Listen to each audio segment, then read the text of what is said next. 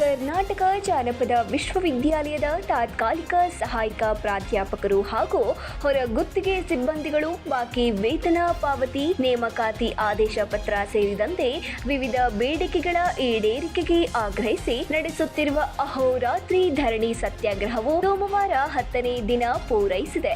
ಕಳೆದ 10 ದಿನಗಳಿಂದ ವಿಶ್ವವಿದ್ಯಾಲಯದ ಆವರಣದಲ್ಲಿ ಹಗಲು ರಾತ್ರಿ ಧರಣಿಯನ್ನ ನಡೆಸುತ್ತಿದ್ದರೂ ಪ್ರತಿಭಟನಾ ಸ್ಥಳಕ್ಕೆ ವಿಶ್ವವಿದ್ಯಾಲಯದ ಕುಲಸಚಿವರು ಭೇಟಿ ನೀಡಿ ಸಮಸ್ಯೆಯನ್ನ ಆಲಿಸುವ ಪ್ರಯತ್ನ ಮಾಡಿಲ್ಲ ಎಂದು ಪ್ರತಿಭಟನಾಕಾರರು ತೀವ್ರ ಅಸಮಾಧಾನವನ್ನ ವ್ಯಕ್ತಪಡಿಸಿದ್ದಾರೆ. ಪ್ರತಿಭಟನಾಕಾರರ ಆರೋಪದ ಪ್ರಕಾರ ವಿಶ್ವವಿದ್ಯಾಲಯದ ಆಡಳಿತ ವ್ಯವಸ್ಥೆಯೇ ಕಳೆದ 10 ದಿನಗಳಿಂದ ಸ್ಥಗಿತಗೊಂಡಿದ್ದು, ಆಡಳಿತ ಭವನದ ಕಾರ್ಯ ಚಟುವಟಿಕೆಗಳು ಸ್ಥಗಿತಗೊಂಡಿರುವ ಪರಿಸ್ಥಿತಿ ನಿರ್ಮಾಣವಾಗಿದೆ. ಇಷ್ಟಾದರೂ ರಾಜ್ಯಪಾಲರ ಕಚೇರಿಯಿಂದ ಯಾವುದೇ ಪ್ರತಿಕ್ರಿಯೆ ವ್ಯಕ್ತವಾಗಿಲ್ಲ.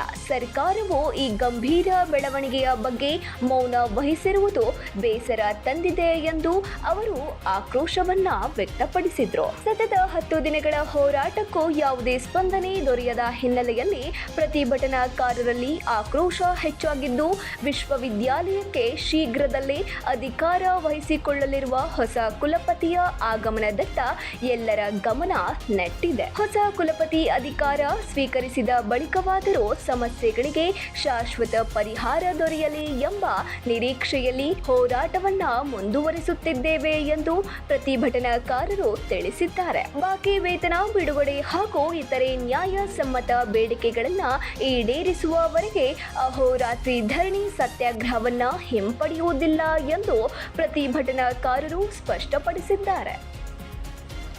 Suresh Eligar, 9 live news, Shiggavi.